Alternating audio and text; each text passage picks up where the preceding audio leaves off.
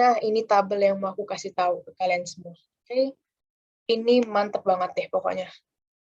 Insya Allah kalian belajar ini, aku umpetin dulu aku sedikit ya. Bakal apa deh, gampang banget. Oke, jadi aku bikin tabel ini udah aku padetin. Jadi dari zaman Paleolitikum ya, cirinya tuh apa sih hidup berkelompok. Jadi mereka itu apa ya, masih bergerombol ya. Terus nomaden tuh berpindah. Jadi dia tuh menyesuaikan lingkungannya.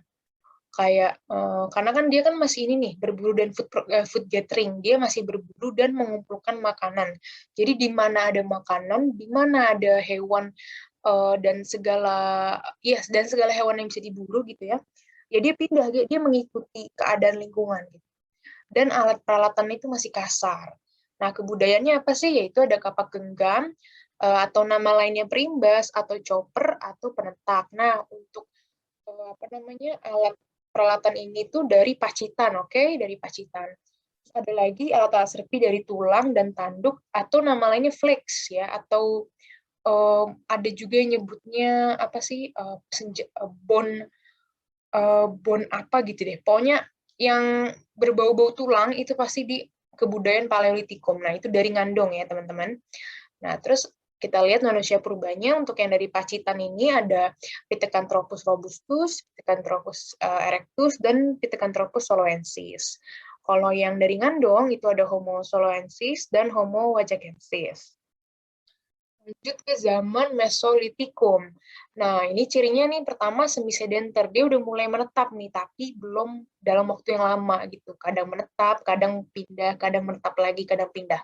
Karena kenapa? Dia udah semi food producing, udah cocok tanam sederhana. Jadi dia udah mulai mengenal sistem cocok tanam. Jadi ya ketika dia di situ ya dia bercocok tanam gitu. Ini sebenarnya udah dimulai ya dari zaman Paleolitikum, tapi Paleolitikum akhir. Tapi overall Paleolitikum itu masih berburu dan mengumpulkan makanan. Oke, lanjut di Mesolitikum tadi ya. Alatnya juga masih kasar, tapi ya berkembang lah dari Paleolitikum. Lalu dipengaruhi oleh budaya Baskon Wabin. Nah, ini lumayan harus diingat ya teman-teman, karena biasanya di option soal itu suka uh, ada yang mengecoh lah gitu. Nah, ini kita harus tahu kalau pengaruh budaya Baskon Wabin itu dari zaman Mesolitikum. Ini itu di lembah Sungai Mekong di Vietnam. Kebudayaannya apa sih? Ada kapak batu atau nama lain pebble, kapak pendek, hache korte, terus ada gerabah gitu. Dan ada Abrisos Roach. Ini pasti kalian tahu nih ya, sering di telinga kita dengar ya, itu adalah gua tempat tinggal gitu. Terus ada Kecogen Modinger atau Midden. Jadi dia membuat tumpukan sampah dari sampah-sampah dapur dan kulit kerang gitu. Nah, untuk manusia purbanya dari Mesolitikum sampai Megalitikum itu tuh udah Homo sapiens ya. Kayak yang tadi aku udah jelasin, udah nggak ada homo-homo yang sebelumnya itu, udah nggak ada Pithecanthropus, udah nggak ada Meganthropus, udah semuanya Homo sapiens.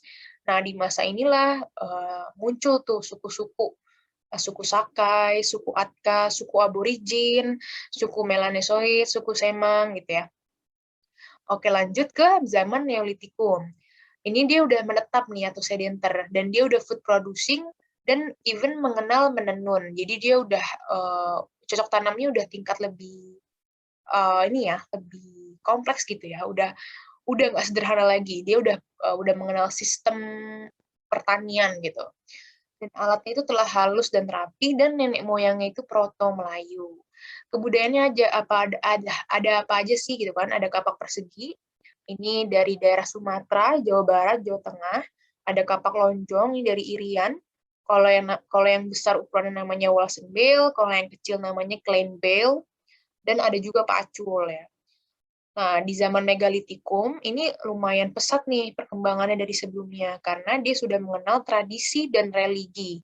Dia juga muncul bangunan batu yang besar, ada pembagian kerja, dan sudah mengenal sistem kepala suku. Jadi dia udah ada pemimpin nih di kelompok itu.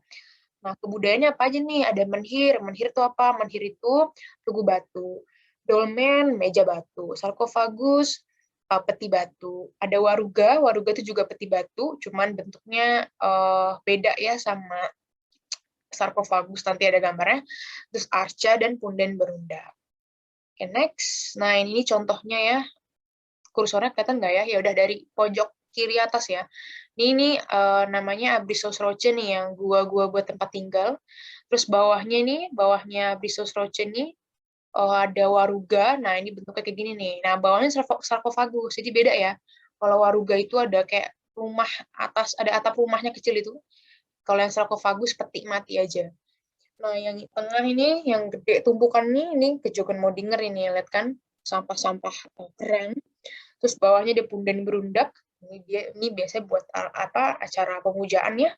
Sama kayak yang di foto yang kanan ini, apa nih namanya, menhir ya, tugu batu ya. Sama buat pemujaan juga, mungkin beda caranya ya. Dan yang terakhir nih dolmen, meja batu. Bisa apa biasanya buat naruh sesembahan gitu ya. Atau sesajen mungkin gitu kalau zaman sekarang. Nah, next. Terakhir nih, dari zaman praksara itu zaman logam atau perundagian. Nah, di Indonesia ini nggak melewati zaman tembaga karena nggak ditemukan peninggalan tembaga. Jadi di Indonesia ini langsung ke zaman perunggu. Nah, ini berasal dari Dongson atau Vietnam Utara. Nenek moyangnya itu Deutero Melayu dan mencetak peralatan logam dengan cetak lilin, aci reperdu, dan setangkap bivalve. Ini jarang keluar sih sebenarnya, cuman untuk apa knowledge aja ya. Kalau misalnya di zaman perunggu ini udah kenal cara mencetak logam. Nanti kalau kalian pengen tahu lebih lanjut bisa searching ya, aci reperdu sama bivalve itu bedanya apa. Terus budayanya itu ada kapak corong atau kapak sepatu, ada nekara, gong, maksudnya nekara bentuknya kayak gong gitu, ada bejana, ada moko yang kayak drum, ada candrasa dan perhiasan. Kalau di zaman besi itu ciri khasnya dia bisa sudah mampu untuk melebur biji besi dan udah bisa membuat mata tombak, pisau dan alat-alat tajam bahkan senjata dari besi gitu. Nah, ini ada tambahan yang mau aku kasih tahu ya. Ini juga lumayan beberapa soal suka keluar, siapa tahu nanti keluar beneran kan. Nah, ini jenis manusia. Pertama, Meganthropus paleojavanicus. Itu kapasitas otaknya 900 cc. Oke, pertama, kenapa aku kok cuma ngasih penjelasan kapasitas otaknya aja gitu? Kok nggak bentuk rahangnya, nggak bentuk kepalanya, nggak bentuk hidungnya? Karena itu terlalu banyak gitu. Terlalu susah buat dihafal. Oke? Jadi cukup menghafal kapasitas otaknya aja. Karena biasanya soal itu dia akan menyertai kapasitas otaknya. Nggak cuman ciri wajah atau fisiknya aja. Terus yang kedua jenis manusia Pithecanthropus, dia itu kapasitas otaknya udah 750 sampai 1300 cc, dan Homo sapiens 1350 sampai 1450 cc. Udah tahu ya kalau misalnya cc-nya makin besar itu berarti tingkat kecerdasannya lebih tinggi. Jadi Meganthropus paleojavanicus itu dianggap sebagai manusia purba tertua dan memang kapasitas berpikirnya belum tinggi.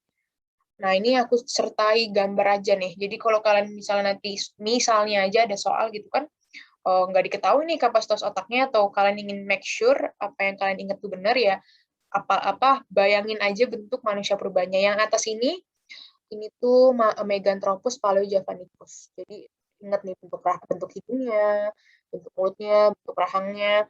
Nah, yang bawah ini manusia Pithecanthropus. Ini sebenarnya lebih precisely-nya Pithecanthropus erectus sih. Cuman mayoritas Pithecanthropus, poin depannya sama itu kemungkinan punya ciri fisik yang tidak jauh berbeda gitu. Nah, kalau Homo sapiens, bayangin aja yang mirip kayak kita ya, cuman yang mungkin dia masih banyak berbulu gitu, cuman Homo sapiens udah kayak kita gitu. Oke. Oke, udah selesai ya. Segitu yang bisa aku sampaikan buat materi praaksara. Semoga teman-teman bisa sangat terbantu di materi ini, dan semoga juga nanti banyak pembahasan yang lebih mendalam lagi di materi-materi lain di mentoring. Oke, thank you so much guys. Makasih ya. Dah.